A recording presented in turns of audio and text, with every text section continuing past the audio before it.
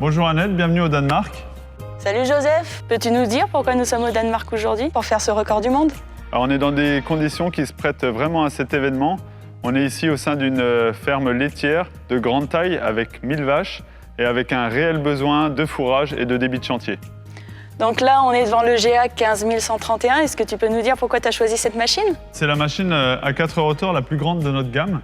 Avec ses 14,70 m de largeur de travail, elle offre un très grand débit de chantier, mais également beaucoup de maniabilité et de flexibilité. Mais alors, qu'est-ce qui permet à cette machine d'être aussi performante?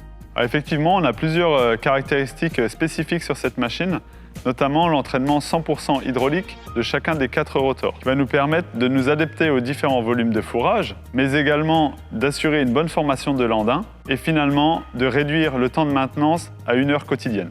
Très bien Joseph, mais cette capacité à augmenter la productivité, est-ce que ça ne va pas impacter la qualité du fourrage? Non, alors on a une fonction boost qui nous permet d'augmenter la vitesse de rotation des rotors avant de 20%, qui va permettre de projeter le fourrage vers l'intérieur de la machine pour une reprise facilitée par les rotors arrière et la formation d'un andin homogène, aéré et facilement reprenable par le matériel de récolte qui suit. Également une articulation cardanique sur chacun des 4 rotors qui va nous permettre de nous adapter aux dénivellations du terrain dans toutes les directions. Beaucoup de fonctions sur cette machine, est-ce que ça reste simple à utiliser? Effectivement, la machine est très facile d'utilisation. L'ensemble des fonctions se pilote via un terminal Isobus que je t'invite à venir découvrir à l'intérieur de la cabine du tracteur. Avec plaisir. Annette, donc tu retrouves ici l'écran principal de la machine. Parfait. Où tu vas avoir les différents menus de travail, de réglage, des compteurs d'hectares également qui peuvent être très utiles pour les clients. Et je t'invite tout de suite à déplier la machine pour faire une petite séquence de travail. En appuyant sur l'un des boutons, on continue. Donc les rotors avant s'ouvrent. Et ensuite, les rotors arrière vont eux également se lever et s'abaisser pour se mettre en position de travail.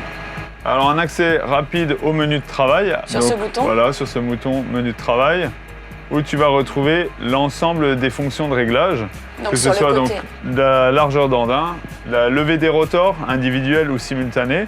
Tu peux par exemple donc te mettre en largeur maxi de travail en écartant les rotors avant ou en les rentrant légèrement si tu veux avec celui-là réduire un petit peu. D'accord. Les mêmes fonctions donc sont disponibles et utilisables via le joystick Isobus WTK. Tu vas retrouver sur cette vue l'ensemble des fonctions qui sont affectées sur ce joystick, qui sont les mêmes donc que ton menu travail de ta machine. Parfait. Donc tu peux régler la largeur de travail en réglage maxi. En maximum, j'appuie sur ce bouton. OK. Et on va donc légèrement également réduire la largeur de l'andin. Donc c'est sur les boutons du milieu. OK. Et là on est bon. On va pouvoir, avec une séquence Go End, démarrer. Voilà, donc on avance et là on peut abaisser les rotors. En appuyant sur ce bouton. Voilà, et en quelques secondes, donc les rotors avant se baissent et quelques mètres ensuite, les rotors arrière se sont abaissés également. Parfait. Voilà.